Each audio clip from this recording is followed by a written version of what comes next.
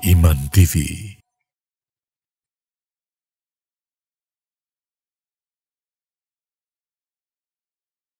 Innal hamdalillah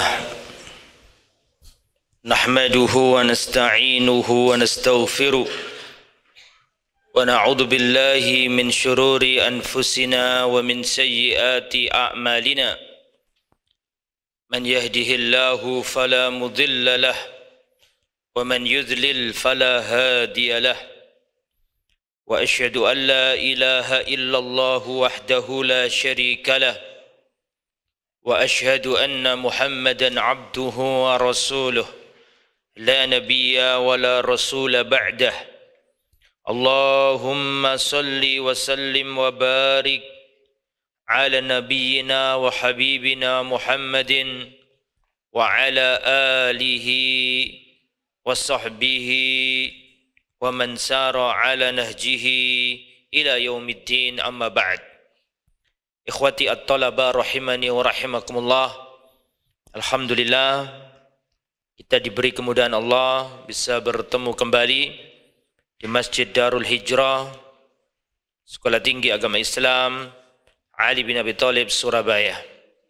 Kita lanjutkan kajian kitab Al-Arba'in fi Huquq Rabbil Alamin, 40-an hadis tentang tauhid, tentang hak-hak Allah Rabb semesta alam. Pada pertemuan kali ini kita akan membahas al-hadis ar-rabi' wath-thalathun, hadis yang ke-34. An Anas ibn Malik radhiyallahu anhu anin Nabi sallallahu alaihi wasallam, dari Sayyiduna Anas bin Malik, semoga Allah meridai beliau, anin Nabi sallallahu alaihi wasallam, dari Rasulullah sallallahu alaihi wasallam. Qal, Rasulullah bersabda, thalathun man kunna fihi wajada halawatal iman. Ada 3 hal, jika 3 hal itu ada pada diri seseorang, maka orang tersebut mendapatkan manisnya iman. Ada 3 perkara, jika 3 perkara itu ada pada diri seseorang, maka seseorang itu telah mendapatkan manisnya iman. Apa saja? Yang pertama, an yakunallahu wa rasuluhu ahabba ilaihi mimma siwahuma. Yang pertama, hendaknya Allah dan Rasulnya lebih ia cintai dari pada siapapun selain keduanya. Jadi Allah dan Rasulnya lebih ia cintai dari siapapun selain keduanya. Itu yang pertama. Yang kedua, wa an yuhibbal mar'a la yuhibbuhu illa lillah. Yang kedua, mencintai seseorang, dia tidak mencintainya kecuali karena Allah. Jadi yang nomor 2 ini mencintai seseorang karena Allah, bukan karena hartanya, jabatannya, kedudukannya, bukan, tapi karena lillah, karena Allah. Kemudian yang nomor 3, wa an yakraha an ya'uda fil kufr kama yakrahu an yukdhafa finnar. Dia benci untuk kembali pada kekafiran. An yakrah, benci, an ya'uda fil kufri, untuk kembali kepada kekafiran, sebagaimana ia benci untuk yukdhaf finnar, dilemparkan ke neraka. Jadi kebenciannya kepada kekafiran seperti kebenciannya kalau sekiranya dirinya dilemparkan di neraka. Muttafaqun alaih, hadis ini muttafaq alaih, rawahul Bukhari wa Muslimun. Ikhwatal iman, hadis ini diriwayatkan oleh As-Sahabiyul Jalil Anas bin Malik radhiyallahu an. Dan Anas bin Malik termasuk minal muqarribin min Rasulillah. Anas bin Malik itu termasuk orang terdekat Rasulullah sallallahu alaihi wasallam. Ada kitab namanya kitab Asy-Syama'il Al-Muhammadiyah atau Syama'ilun Nabi. Syama'il Rasulullah, berisi tentang apa saja tentang Rasul.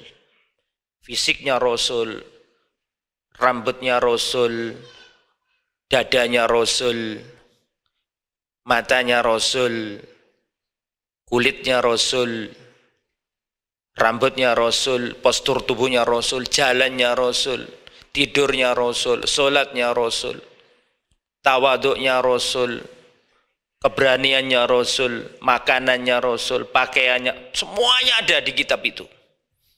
Dan di kitab itu, di antara perawi yang paling banyak meriwayatkan adalah Anas bin Malik. Kenapa?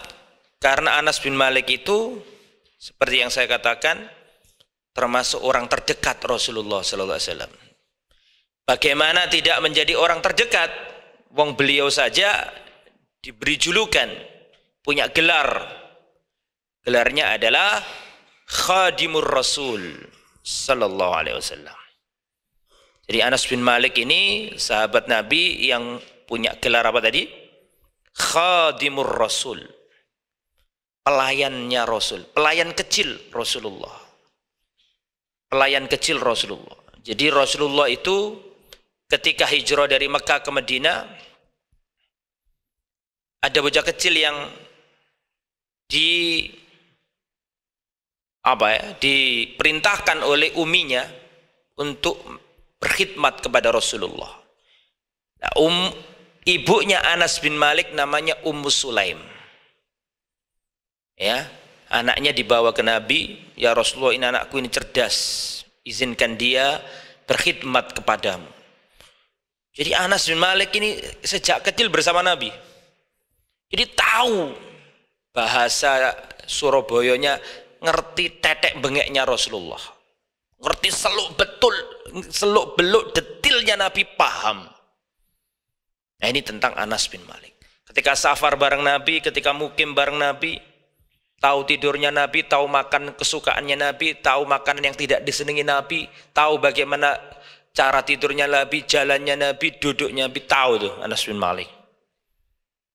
Nah, makanya Anas bin Malik ini waktu kecil dibawa umiknya, terus, ya Rasulullah, jangan kau lupakan Unais, si Anas kecil, dalam doa. Terus didoakan Rasulullah. Di antara doanya adalah Allahumma aksir malahu wa waladahu. Ya Allah, perbanyakkanlah hartanya dan perbanyaklah anak keturunannya. Dan dalam riwayat Anas bin Malik ini anaknya 100 lebih. Ada yang mengatakan 90 sekian lebih. Kemungkinan istrinya enggak satu itu. Ya, wallahu a'lam. Dan kaya raya kena doanya Rasulullah SAW. Dan paling akhir, sahabat yang paling akhir wafatnya, Anas bin Malik.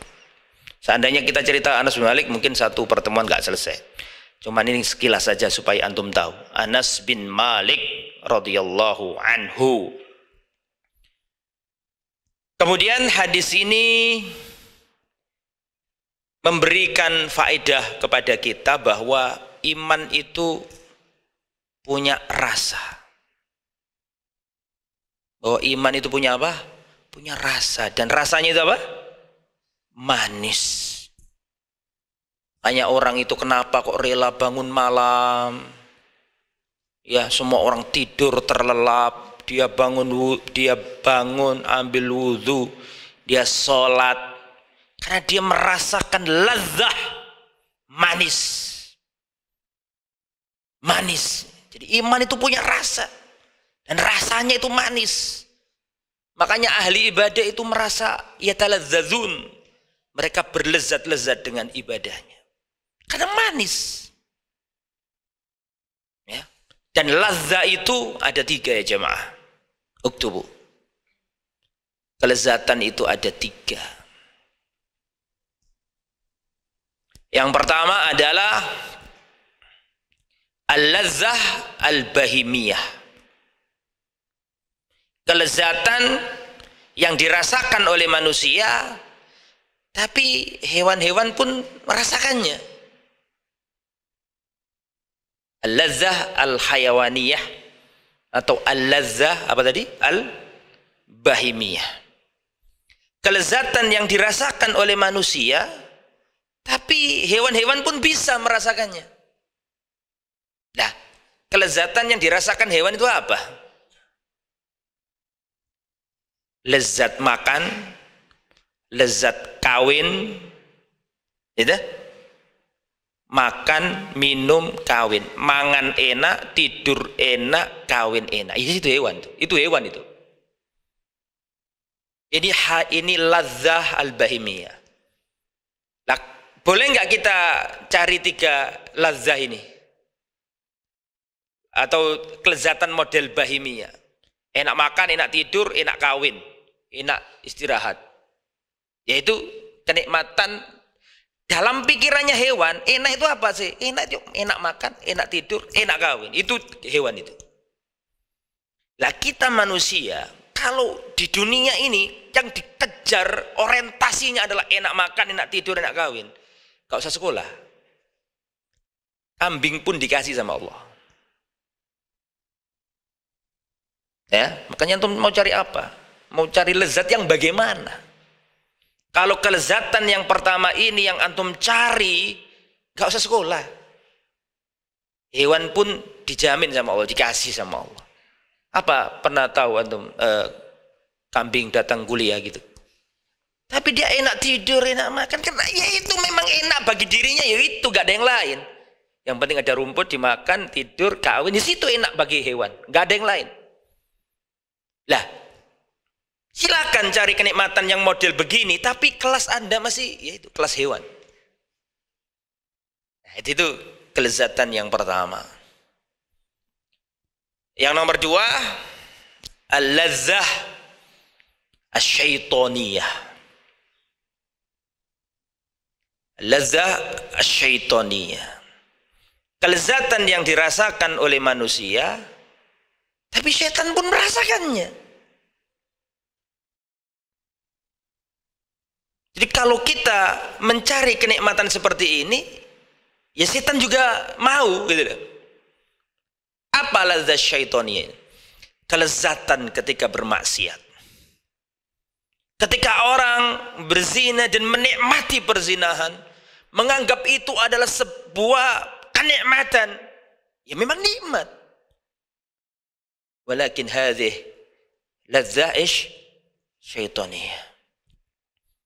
Nikmat rokokan, nikmat narkoba, nikmat minuman keras, nikmat zina. Apakah zina itu nikmat? Nikmat bagi orang yang mencarinya.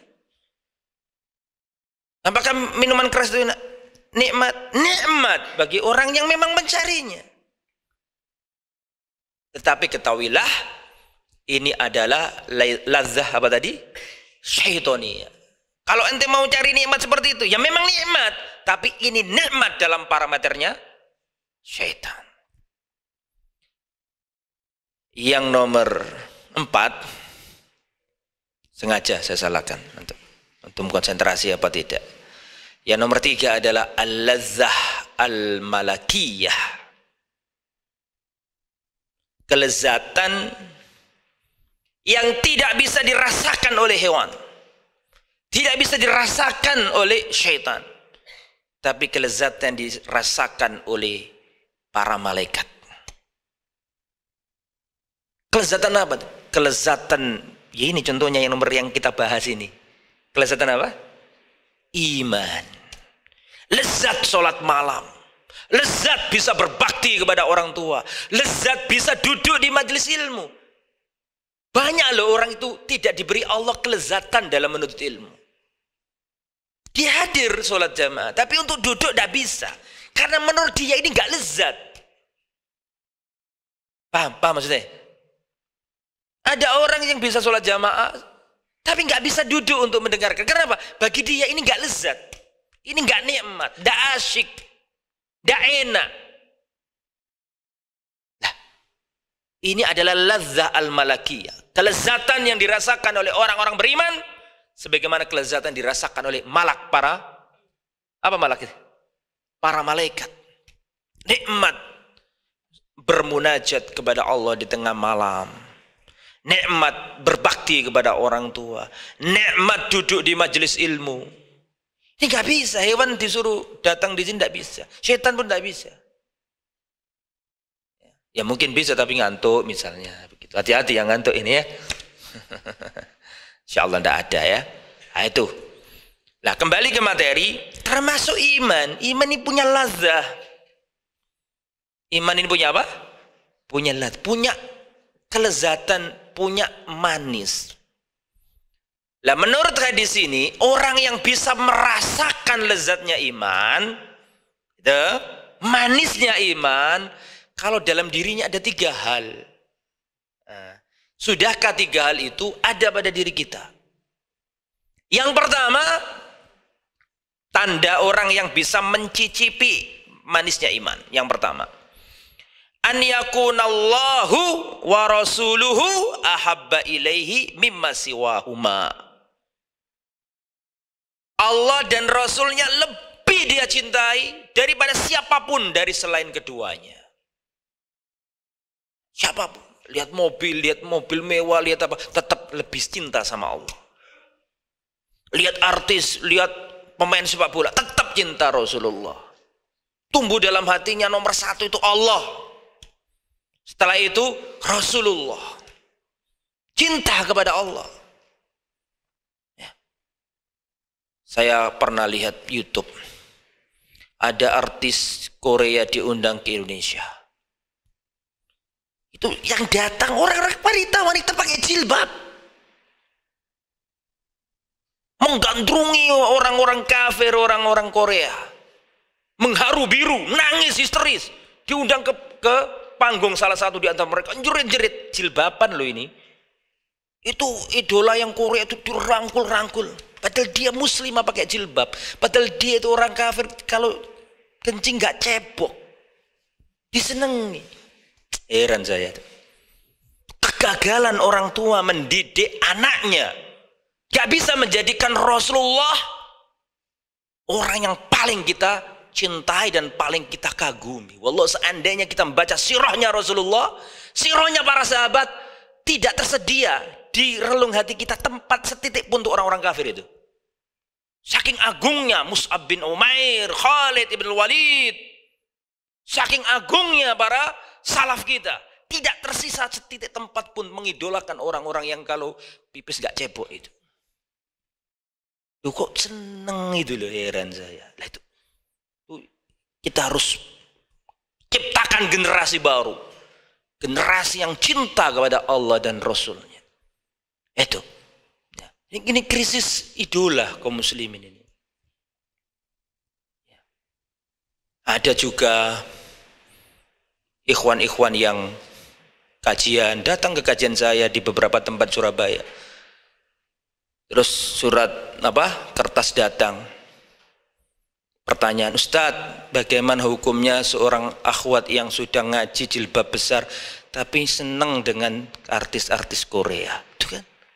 Ya, betul sudah ngaji itu. Daneo sih nggak ngaji. Apalagi yang nggak ngaji. Nah ini nih.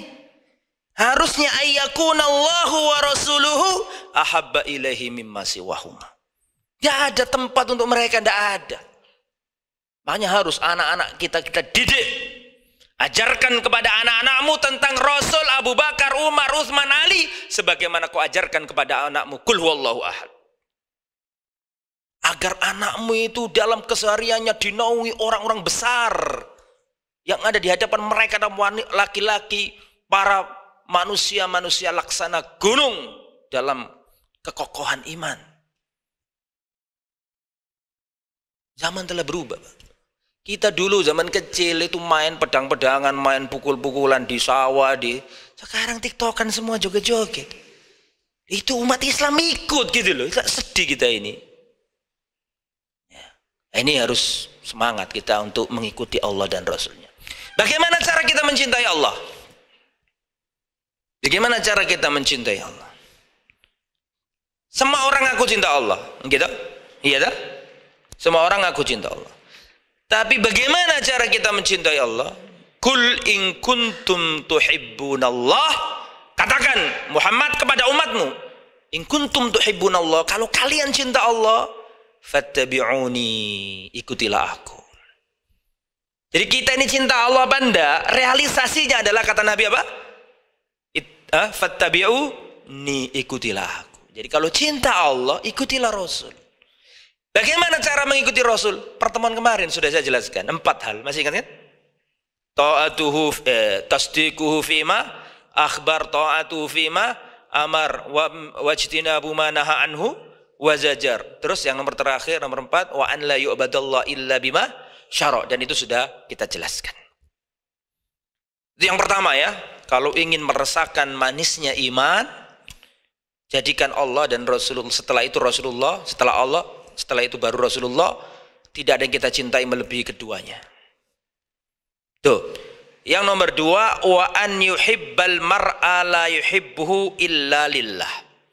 Mencintai seseorang, kita tidak mencintainya kecuali karena Allah. Bukan karena ini orang kaya saya berteman sama dia, bukan karena dia ini seorang pejabat saya berteman sama dia, saya berteman karena dia karena embel-embel duniawi. Lah, tapi kita berteman karena Allah. Dan berteman karena Allah itu luar biasa. Ya, sering saya sampaikan ya jamaah di tempat ini, di depan para tulab, bahwa berteman sama orang baik itu luar biasa. Karena ada hadisnya itu. Di antaranya hadis ini dan hadis yang lain, sab'atun yudhilluhumullahu fi dhillihi yauma la dhilla illa dhillu. Ada 7 golongan yang diberi naungan pada hari ketika tidak ada naungan lagi kecuali naungan Allah. Jadi ada orang yang akan diberi naungan pada hari kiamat, 7 orang. Salah satunya adalah orang yang saling mencintai apa? Karena Allah. Berteman karena Allah. Sekarang ini orang itu membangun relasi dan hubungan kebanyakan pikiran duniawinya. Saya berteman sama dia karena nanti dia punya link, nanti saya punya bisnis ini, kalau saya kenalan sama dia nanti akan dimudahkan dalam urusan ini. Itu kebanyakan seluruh alaqah duniawi zaman ini itu dibangun di atas untung dunia. Ini engkau mencintai seorang karena Allah, bukan karena jabatannya, bukan karena dia punya link atau dia punya jalur khusus lah, tapi karena dia orangnya baik, dia sholat, orangnya bakti ke orang tua, tidak pernah nyakiti orang, senyum, suka mengingatkan kita kepada Allah. Ini orang baik ini, bertemanlah sama dia. Berteman karena Allah. Dan ini penting. Ya, berteman karena Allah. Di dalam Al-Quran, di dalam hadis Nabi, ada hewan yang sering dijadikan tamsil kejelekan. Dan ini kesekian kalinya saya sampaikan di forum ini. Saking seringnya saya sampaikan. Ada hewan di dalam Al-Quran, di dalam hadis Nabi, yang hewan ini sering dijadikan lambang kejelekan. Apa itu? Al-kalb, anjing. Rasulullah mengatakan, la tadkhulul malaikatu baitan fihi kalbun wala suratun. Malaikat tidak mau masuk rumah yang di dalam rumah itu ada anjingnya dan ada rupakannya. Rupaka bisa lukisan, bisa pahatan, bisa patung, bisa yang bernyawa. Malaikat tidak mau masuk rumah yang di dalam rumah itu ada anjingnya dan rupaka-rupakanya. Entah itu patung makhluk bernyawa, lukisan makhluk bernyawa, pahatan makhluk bernyawa. Tidak mau masuk kalau ada anjingnya. Rasulullah SAW pernah menunggu datangnya Jibril, tidak datang-datang. Lama Jibril ditunggu, Rasul tidak datang-datang. Ternyata tanpa disadari di bawah kolom tidurnya Rasulullah SAW ada seekor jirwul kalb, ada anak anjing. Maka ketika Rasulullah mengetahui di bawah kolom, di bawah ranjangnya Nabi ada anak anjing itu, Rasulullah berkata kepada keluarganya, akhriju, keluarkan. Setelah dikeluarkan baru Jibril turun. Rasulullah fima makna berkata kepada Jibril, ya, lima ta'akhirta, kenapa engkau terlambat wahai Rasulullah, utusannya Allah? Maka Jibril mengatakan, kami para malaikat la nadkhul baitan fihi kalbun wala sura. Kami para malaikat tidak mau masuk rumah yang ada anjingnya. Dan ada rupaka, gambar, wajah, dan seterusnya. Rasulullah juga mengatakan orang yang memberi kok ditarik kembali, dikasihkan, oh enggak jadi ya, mohon maaf saya ambil lagi. Kata Rasulullah seperti anjing muntah dijilati lagi. Ya kan? Rasulullah juga mengatakan, jika ada seekor anjing menjilati bejanamu, cucilah berapa kali? 7 kali. Salah satunya pakai apa? Debu atau tanah atau pasir. Ya. Rasulullah Shallallahu Alaihi Wasallam juga menyuruh untuk membunuh anjing. Khamsul fawasik yuqtalna fil hilli wal haram. Ada hewan fasik yang boleh dibunuh meskipun di tanah haram. Di antaranya al-kalbul akur, anjing gila. Artinya anjing ini sering dibuat perumpamaan kejelekan. Tetapi di dalam Al-Quran ada 2 titik anjing ini diangkat derajatnya oleh Allah. Ya, di dalam Al-Quran ada 2 titik anjing ini diangkat derajatnya oleh Allah, disebutkan dalam konteks positif, bukan konteks negatif. Yang pertama dalam surat Al-Maidah ayat 4. Yas'alunaka madza uhilla lahum. Mereka bertanya kepadamu Muhammad, madza uhilla lahum, apa yang dihalalkan untuk mereka. Kul, katakan kepada mereka ya Muhammad, uhilla lakumut thayyibat, dihalalkan bagi kalian yang baik-baik. Wa ma'alamtul minal jawarihi, dan apa saja yang kamu ajarkan kepada binatang buas, ya, yang kamu ajari, maka boleh buruannya kamu makan. Para ulama menjelaskan al-kalab, anjing itu kalau kan najisnya najis berat, najis mughaladzah, betul ya? Kalau anjing itu berburu nggak boleh kita makan buruannya. Tapi kalau anjingnya itu terlatih, al-kalab al-mu'allam. Mana al-mu'allam? Mu'allim artinya guru. Kalau al-mu'allam artinya mu'allim yang ngajari kan gitu kan. Kalau al-kalab al-mu'allam artinya apa? Anjing yang diajari, anjing yang dilatih kan gitu kan. Al-kalab mu'allam, anjing yang dilatih ini Allah angkat derajatnya sehingga kalau dia berburu maka boleh kita makan. Buruannya bukan anjingnya. Buruannya boleh kita makan. Jadi kalau anjingnya terlatih, bismillah. Syaratnya anjing terlatih kalau disuruh berangkat, disuruh balik. Kalau nerekam, untuk majikannya bukan untuk dirinya. Bismillah, jalan dia. Disuruh balik. Kalau nerekam, diberikan kepada majikannya. Tidak untuk dirinya. Ya, kalau ada anjing menerekam, dikoyak, keluar darah, terus dikunyah, satu kunyahan masuk ke perutnya, maka buruannya tidak boleh dimakan. Karena ini anjing belum selesai ngajinya. Ya, belum selesai ngaji. Tapi kalau anjingnya terlatih, dia merobohkan, menjatuhkan, menggigit, keluar darah, tapi nggak dimakan sama sekali, dikasihkan majikannya, ini sudah lulus, maka boleh dimakan. Dengan syarat mu'allam. Ini menunjukkan keutamaan ilmu. Pertama ini menunjukkan ilmu.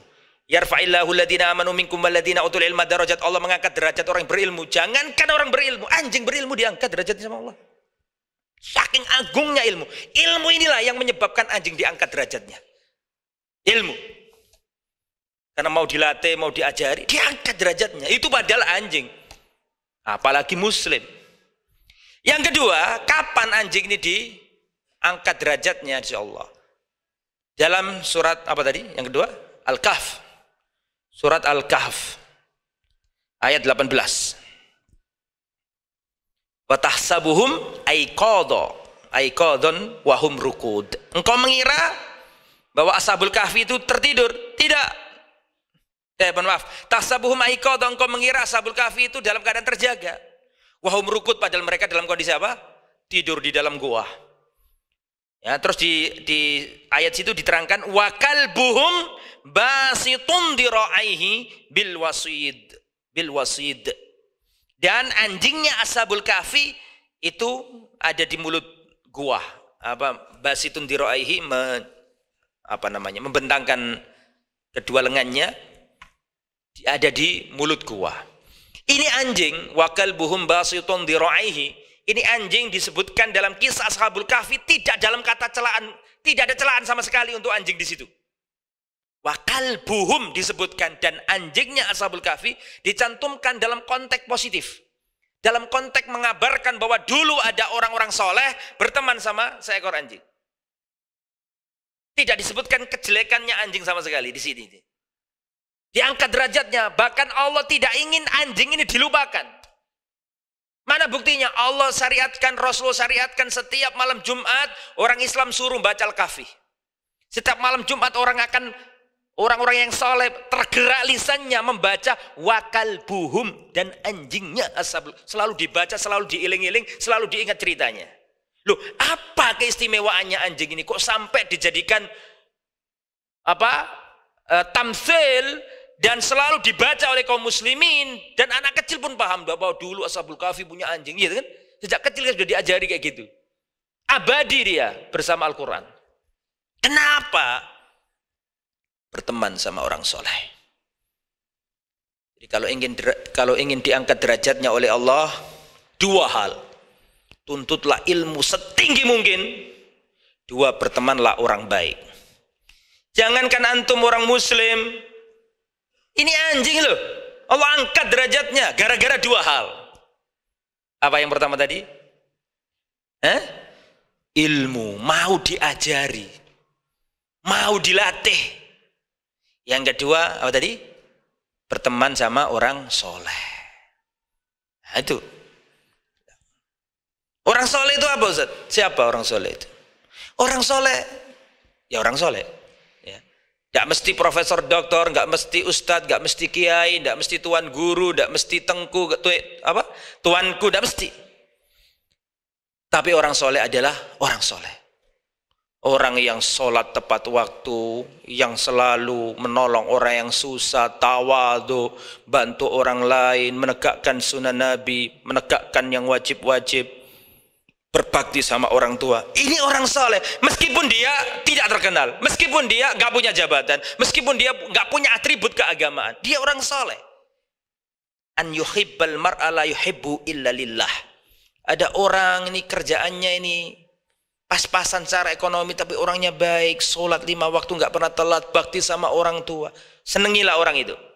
Bertemanlah karena Allah, bukan karena jabatannya. Saya ceritakan ya.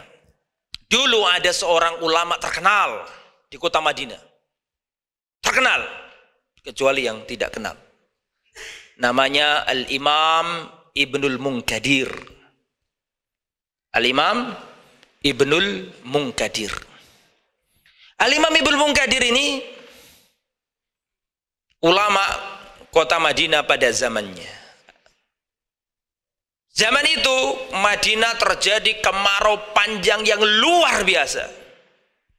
Sehingga hewan-hewan banyak yang mati karena kehausan, gersang luar biasa. Maka penduduk kota Madinah melaksanakan sholat istisqa. Mereka sholat istisqa. Tapi tetap gak turun hujan.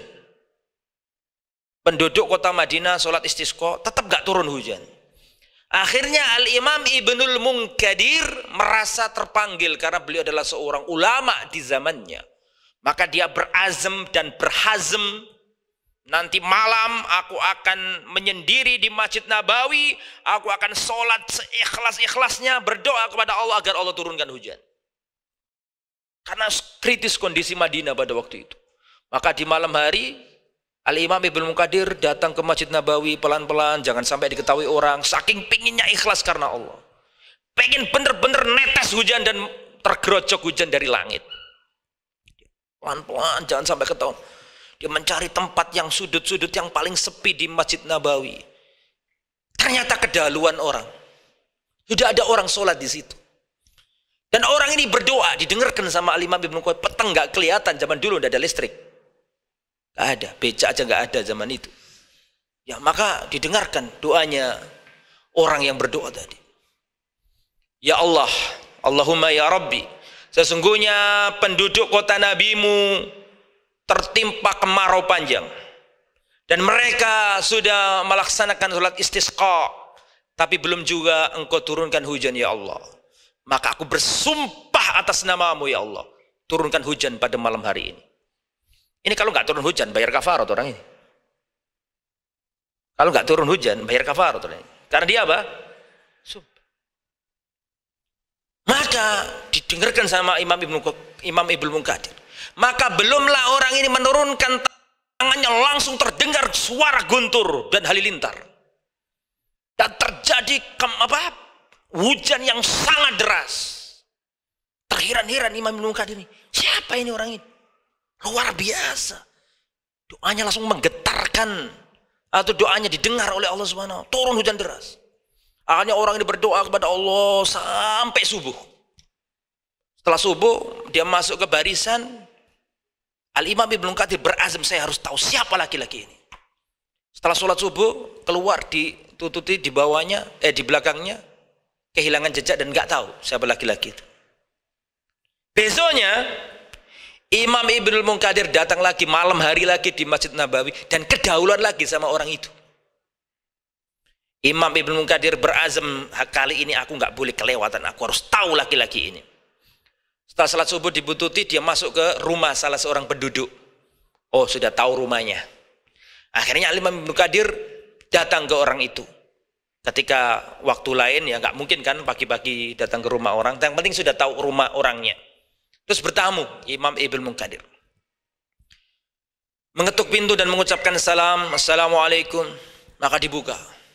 Ketika dibuka, alangkah terherannya Al-Imam Ibnu Munkadir. Ternyata orang tersebut adalah imam siapa kira-kira? Imam siapa? Ternyata bukan imam. Ternyata beliau adalah seorang penjahit sol sepatu di pasar. Nggak dikenal oleh orang. Orang nggak tahu siapa dia itu. Maka ketika dibuka kaget nih si pemilik rumah dan mengatakan, ahlan ahlan ahlan ya Syekhana, ahlan bikum. Suruh duduk, ahlan ahlan wa marhaban, tafaddal. Kata Imam Ibnu Katsir, bukankah Anda yang kemarin malam berdoa di Masjid Nabawi? Terus langsung Allah turunkan hujan lebat karena doa Anda. Apa kata orang? Orang ini marah langsung. Jadi tadi ramah, ketika disebut ini langsung marah. Dan mengatakan, da'ni wa rabbi wa ibadati. Tinggalkan urusanku dan Tuhanku dan ibadahku. Jangan kau ikut campur dalam ibadah. Setelah pulang, Al-Imam Ibnu Katsir mikir, iya ya, namanya orang kan pengen privasinya, ibadahnya nggak diganggu, takut ria, takut keikhlasannya tergoda. Dia ngerti, dia merasa bersalah beliau ingin minta maaf. Kembali ke rumah itu, mengetuk pintu, mengucapkan salam, tidak dijawab sama sekali. Akhirnya tetangganya datang dan mengatakan, wahai imam, wahai guru kami, si fulan ini, pemilik rumah ini, sejak kemarin ketika Anda berkunjung ke rumahnya dan Anda pulang, dia langsung mengemasi seluruh barangnya dan pergi dan tidak pamit kepada kita. Al-ikhlas. Ma'a'dhamal ikhlas. Gak dilihat sama mana, gak tahu orang siapa ini, orang mungkin gak punya titel, gak punya. Inilah kata Rasul, inilah benar kata Rasulullah. Ya, perhatikan, rubba ash'asa aghbar madfu'in bil abwab walakin law aqsama 'ala Allah la abarrah. Bisa jadi seorang hamba itu ash'as, rambutnya kucel, aghbar, pakaiannya berdebu, rambutnya acak-acakan, pakaiannya berdebu, madfu'in bil abwab, kalau ada di depan pintu langsung ditutup, nggak ada orang mempersilahkan dia masuk, saking nggak dianggapnya. Walakin law aqsama 'ala Allah la abarra. Tapi kalau dia bersumpah atas nama Allah, Allah mengabulkan doanya. Karena Allah nggak mau dia bayar kafarat. Ada di antara hamba itu seperti itu. Ya, jadi mikyas kita, ukuran kita menganggap orang itu baik bukan karena titelnya, bukan karena jabatan atau gelar sosialnya, tapi orang soleh adalah orang soleh. Seperti kisah Julaibib yang ma'ruf yang antum sudah sering dengar itu. Sudah tahu kan kisahnya Julaibib, seorang sahabat Nabi yang Allah mikiri. Ya, seorang sahabat Nabi namanya Julaibib. Julaibib ini kalau nggak datang di tempat nggak ada yang tanya, dan kalau terlambat nggak ada yang nunggu. Paham maksudnya? Nggak dihitung, layuk tabar. Faham tuh mengalami? Faham tuh? Tapi suatu saat Rasulullah bertanya, nah Julaibib. Loh, para sahabat kaget. Loh, gelai Julaibib Rasulullah. Para sahabat bahkan nggak gelai Julaibib, nggak nyari Julaibib. Tapi Rasulullah cari. Di mana Julaibib kok nggak kelihatan? Para sahabat kaget, loh kok cari Julaibib? Para sahabat aja nggak. Ini Julaibib kalau nggak hadir di apa? Majelis, gak ada yang nyari. Kalau terlambat, gak ada yang nunggu. Ya, tapi Rasulullah tanya, mana Julaibib? Karena Rasulullah senang sama sahabat itu. Ya, sampai para sahabat heran. Itu tadi karena Rasulullah mencintai orang bukan karena Khalid bin Walid itu orang hebat. Ini orang biasa. Julaibib ini mungkin dianggap orang biasa gitu. Tapi Rasulullah mencintainya. Ya, itu menunjukkan persahabatan karena Allah. Seandainya persahabatan bukan karena Allah, rugi Rasulullah bersahabat sama Bilal itu. Udah jelek, hitam, gak punya jabatan, gak punya kekuatan, budak. Tapi fillah, karena Allah. Bahkan Rasulullah mengatakan, ya Bilal tolong kabarkan kepada aku. Kok bisa aku itu tadi malam tahu kamu ada di surga. Bunyi suara kakimu di surga. Hitam, legam. Ya. Bahkan peneliti barat mengatakan semua semua para nabi tidak rasis. Tapi Muhammad itu bukan sekedar tidak rasis, tapi anti rasis. Rasulullah tidak sekedar tidak rasis. Tapi Rasulullah itu apa? Beda loh, tidak rasis sama anti rasis. Tahu bedanya? Tidak rasis itu pasif. Paham? Tapi kalau anti rasis berarti Rasulullah memerangi rasisme. Bisa dipahami. Rasulullah SAW mengatakan la fadla li arabiyyin ala jami'in illa bittaqwa. Tidak ada keutamaan orang Arab atas orang non Arab kecuali takwa. Tidak ada keutamaan orang putih atas orang hitam kecuali takwa. Tidak ada yang ngomong kayak gitu di abad itu loh. Ketika PBB belum ada hak asasi manusia, Rasulullah sudah 14 abad yang lalu sudah menanamkan itu. Karena fillah, berteman karena Allah. Rasulullah SAW punya cucu yang ganteng putih, wajahnya mirip Nabi. Siapa namanya? Al-Hasan, wajahnya mirip Nabi. Bahkan Abu Bakar mengatakan Hasan ini lebih mirip Rasul daripada mirip Ali. Lebih mirip Rasulullah daripada mirip Ali. Kata Abu Bakar nih, saking miripnya Al-Hasan dengan siapa? Rasulullah. Wajahnya putih bersinar-sinar, di pangku nih. Dan Rasulullah punya Usama bin Zaid.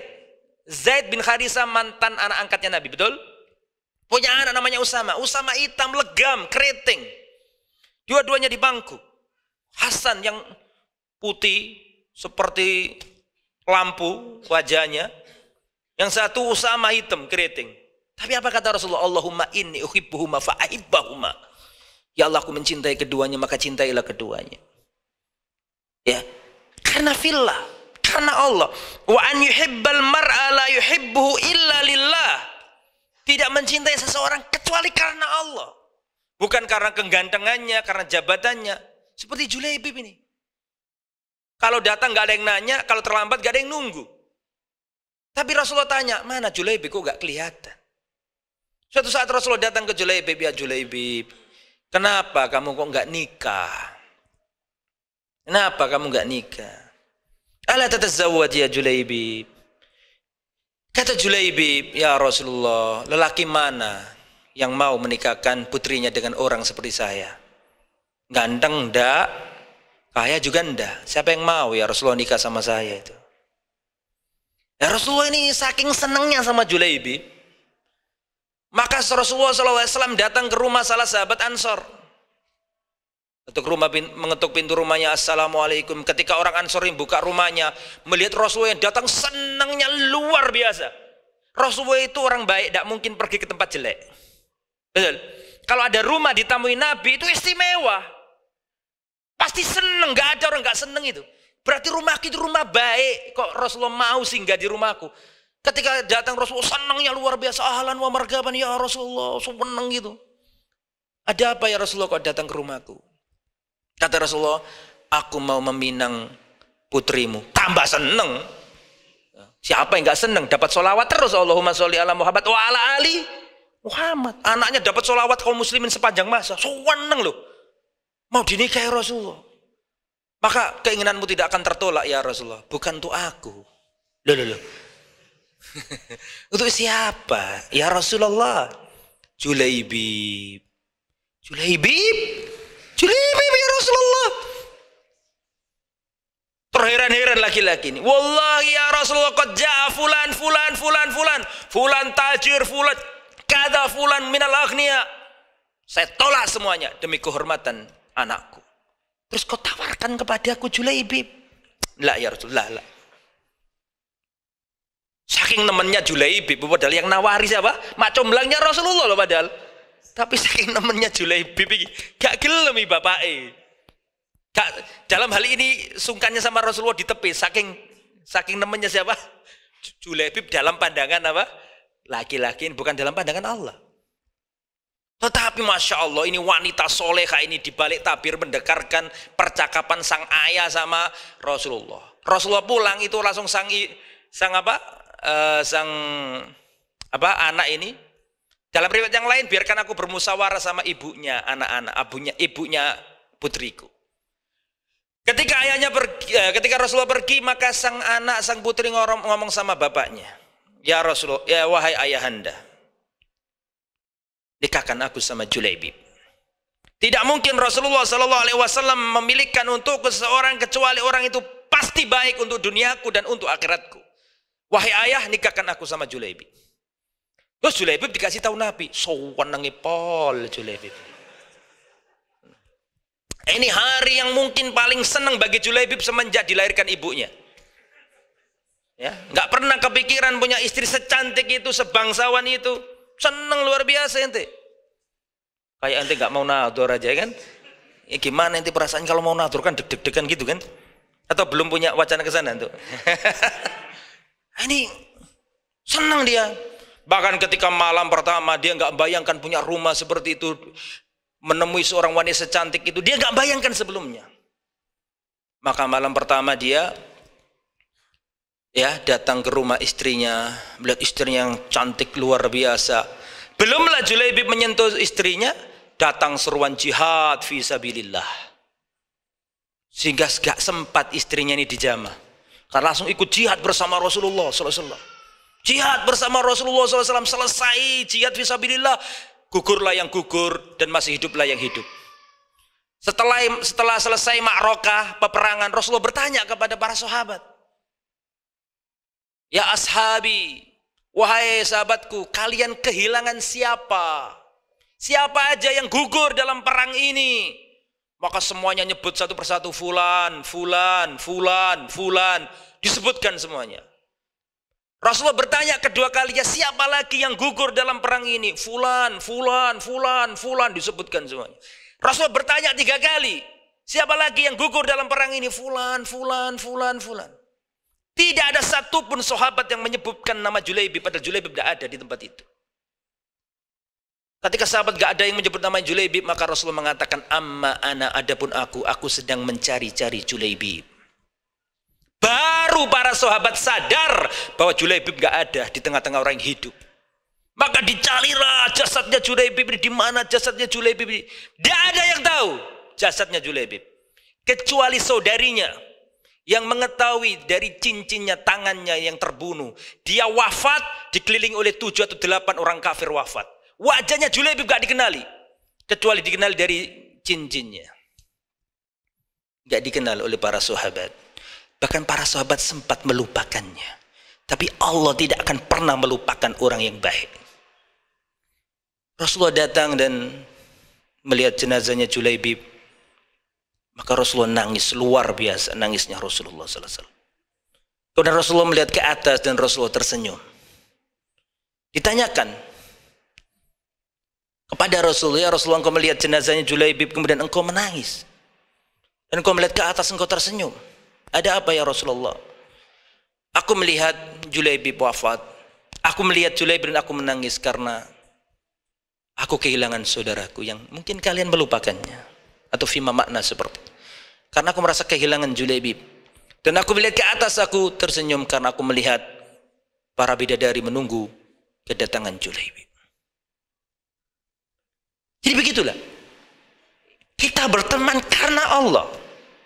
Bukan karena jabatannya, bukan karena orang ini terkenal. Sekarang ada istilah ikhwan kibar. Bukan hanya ustadz kibar sekarang ini. Ada istilah apa sekarang?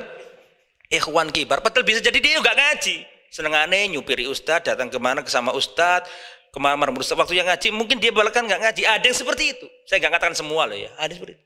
Tapi julukannya apa? Ikhwan kibar. Yang dekat sama apa? Ustadz. Jadi berteman bukan karena ini adalah punya strata sosial tinggi, tapi berteman karena Allah. Ya. Biasanya setelah saya selesai kajian, saya ditanya sama jamaah, Ustadz, terus istrinya Julaibib gimana kelanjutannya? Wallahu a'lam bishawab. Itu yang bisa disampaikan pada pertemuan ini. Semoga apa yang disampaikan bermanfaat.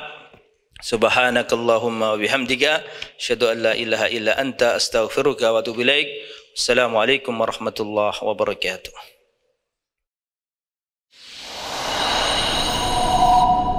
Al Iman TV